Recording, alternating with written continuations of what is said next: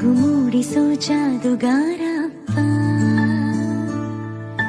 ಹಗಲು ಬೆವರಿನ ಕೂಲಿಕಾರ, ರಾತ್ರಿ ಮನೆಯಲ್ಲಿ ಚೌಕಿದಾರ, ಎಲ್ಲ ಕೊಡಿಸುವ ಸಾಹುಕಾರಪ್ಪ. ಗದರೋ ಮೀಸೆ